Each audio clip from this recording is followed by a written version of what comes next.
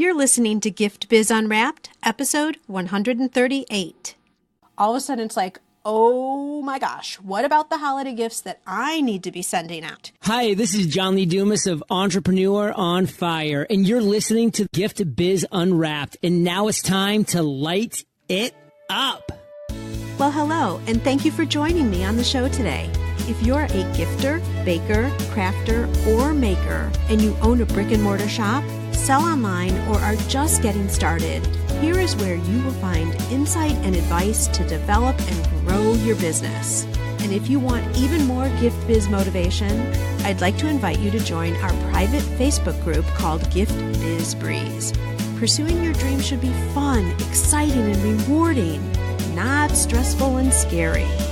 When you join the Breeze, it's like sitting in the park with friends who bring you all the support and the answers that you need and that you've been looking for.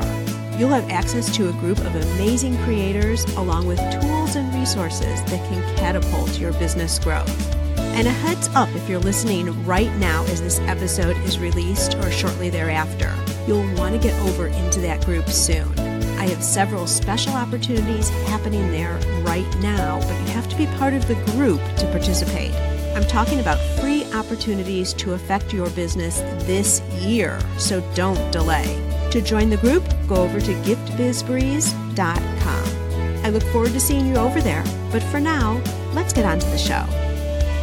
Today we're going to talk about holiday gifting for your business from a different angle. Normally, when you think about the holiday season, the focus is on what promotions am I going to do? What networking events am I going to attend? How am I going to attract people into my business to buy my products and services as holiday gifts? So this time we're going to switch it up because there's a whole nother side of this that we need to consider. And that is, what are you doing as a business owner in terms of giving holiday gifts? This podcast is part of a mini two-part series on the holidays, if you will. The prior podcast talked about holiday promotions and what you should be doing with holiday promotions and how to enhance and get the most mileage out of whatever you're doing, not just for this year, but to make yourself even better for the following year. If you haven't caught that episode yet, it's number 137, so the one right before this one. And I encourage you to jump over and take a listen to that one. But again, today, we're talking about holiday gifting for your business in terms of the holiday gifts that you should be sending. I think the best way to start off with this is, why should you be doing it in the first place? And honestly, we need to turn the mirror to ourselves. It's for the same reason why we're telling our corporate accounts that they should be doing a gifting program, or we're telling customers that are coming into our shop, they're shopping for gifts for similar reasons. And the reasons really are to show the importance of various people in our life. And clearly in our business, we have many of them, and we're going to be talking about them in a minute. And during the holiday, it's really important and valuable to recognize those people who are special to you. People who have provided services for your business, which would be employees and also vendors, and then also the all-important and obvious customers, where you are getting revenue into your business so that you're going to be able to stay open. The problem often becomes we think of it at the last moment because, as I was mentioning at the top of the show, we're usually thinking about how are we going to attract people in to buy our things. But there's a certain way and a certain really easy system that allows you to plan how you're going to be doing gifting. And it's important because if you don't think of this till the end, when you're in the middle of a stressful holiday season and all of a sudden it's like, oh my gosh, what about the holiday gifts that I need to be sending out? If you think of it then, you're rushing through, you're clearly going to spend more money. You're probably not going to get the best gifts that you could get in terms of the impact and the symbolism that you would want. And it's just going to be one big mess. There's no plan. It'll all be done on the spur of the moment. You won't get the right gifts, and you're definitely going to spend more money. So much better to think about it beforehand and to actually have a plan. So I've put together for you 4 steps of a holiday gifting plan that I've used, I'm going to say, for the last, 10, 12 years, ever since I started my gift basket business way back when. And it made things so much easier because I first didn't forget anybody. I knew exactly how much I was going to be spending and where it was going to go and just tracked everything. So let me share with you this plan. I did make a worksheet that accompanies this podcast so that you don't have to create anything from a blank piece of paper. You'll be able to just follow along and fill in the blanks in terms of what you need to be doing versus creating a system similar to mine. So to grab that freebie, you'll go to giftbizunwrapped.com/138 and you can automatically get that worksheet. But let's get started now with the plan.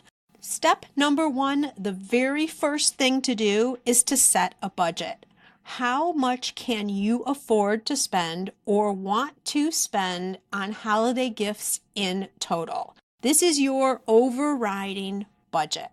Now, before I got behind the mic, I jumped onto Google real fast to see if there was any type of a guideline of how much people spend, like what percentage of overall sales would you suggest for holiday gifts. And honestly, I didn't find anything that I felt was really representative for us here. So going back to, should it be a certain percentage of revenue coming in? Should it be a certain dollar amount overall?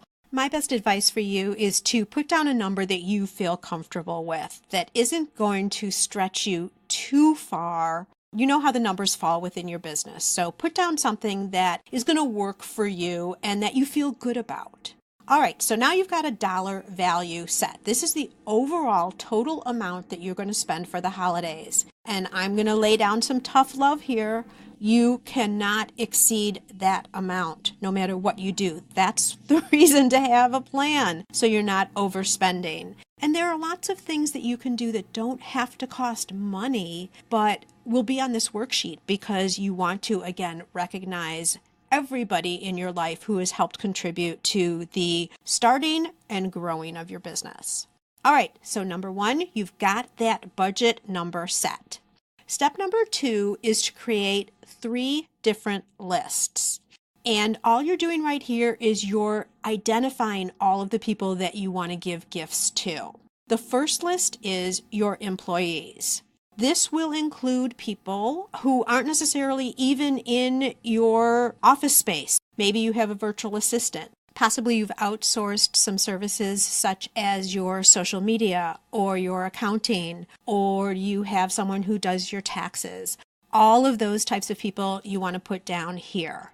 They're on your team and they are part of your business. It is oh so important that you recognize them and show them how much you appreciate their participation and dedication to their work. The second list is vendors. So these are people, obviously, who you have been purchasing product or supplies from, and also people that you've been purchasing services from.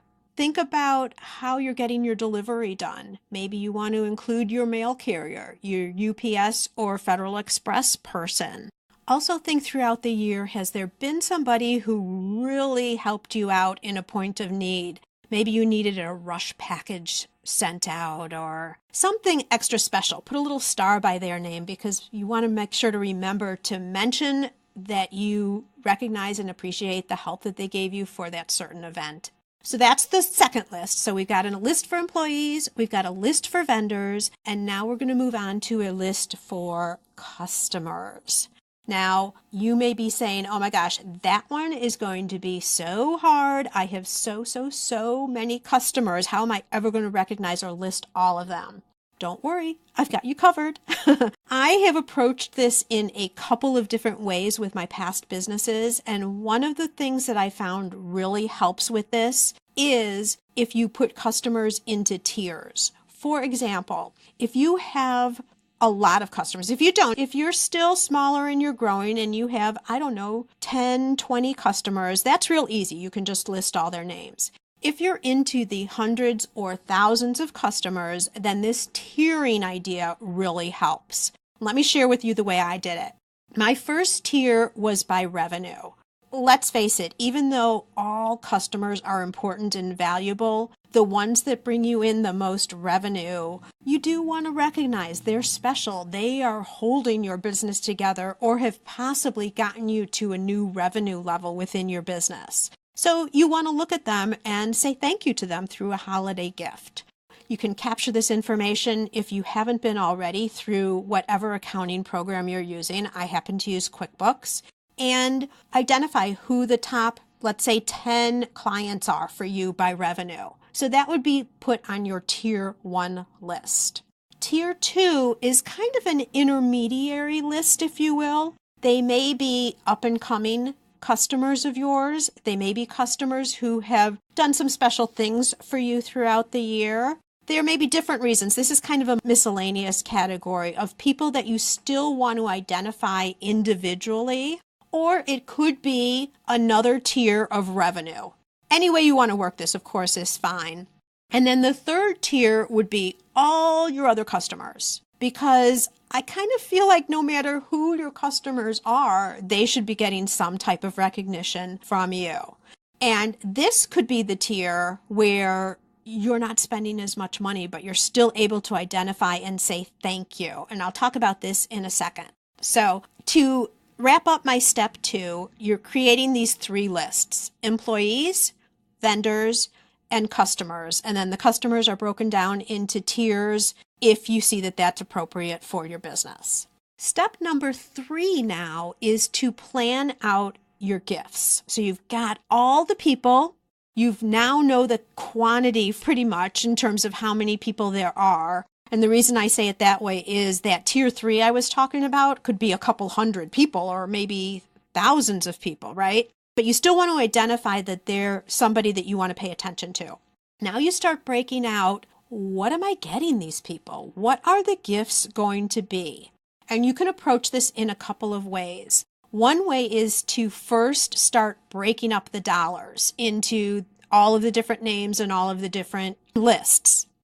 Let's go back to the example, like if you'd set a budget of, let's say $200. So now you can start applying. Okay, half of that budget is going to go to my employees, for example, or 25 employees, 25 vendors, 50 customers.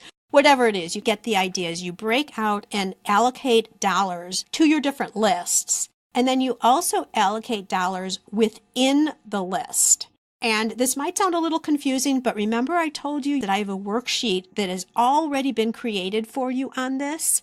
You'll see what I mean in terms of the dollar allocation. This is the best way to make sure that you don't go over budget, because once you know how much you have that you can spend for somebody, then you can retrofit in gifts that make sense. And honestly, I gotta tell you, being recognized for the holiday and making that gesture outward of holiday greeting is so much more important than how much you spend on the gift.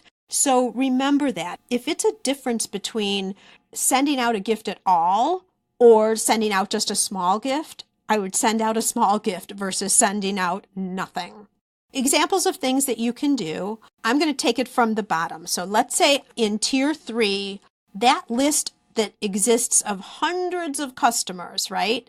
That may be just a very nice personal email greeting through whatever email system that you're using, Constant Contact, AWeber, whatever it is. That's a great way to cover a large group of people, but having done something for them for the holidays. And no cost to you, FYI.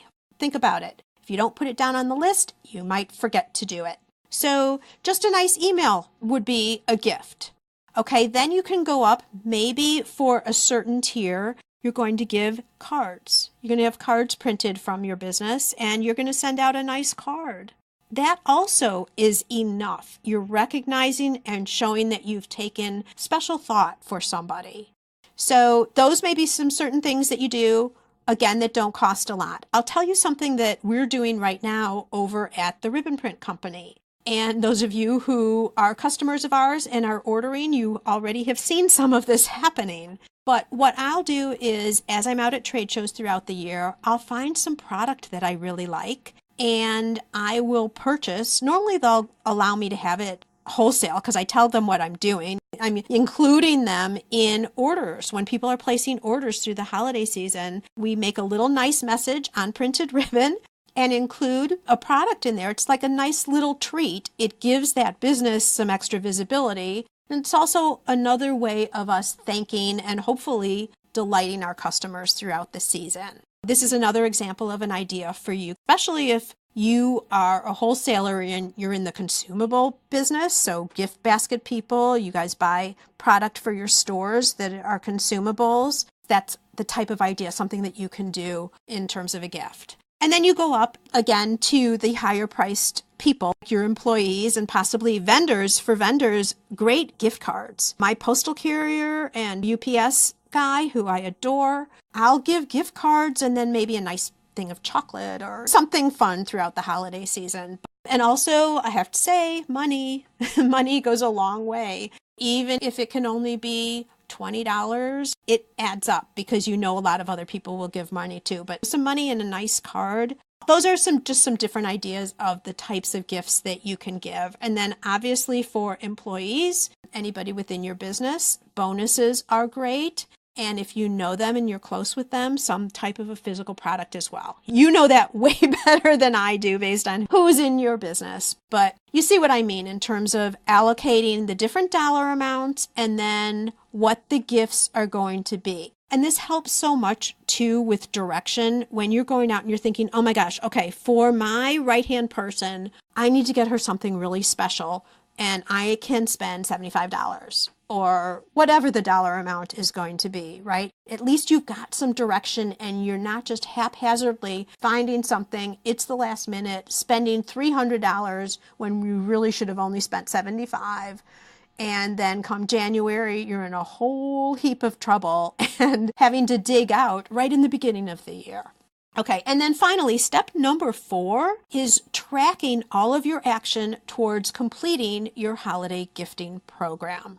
Again, within that free download that I've already told you about, there's a whole tracking form. So you've got all your lists, and then the tracking form includes what your dollar allocation is, what gift you're thinking of giving, and what gift you've actually given, how much you've spent, and a little side note with your pricing. Remember, that should include shipping because shipping is a live cost to you if indeed you have to send the product out. So make sure to include that in your overall budget and your costs. And then there's a nice check sheet so that you can see for each category and each person, okay, I've purchased the gift. It needs to have a card or doesn't need to have a card.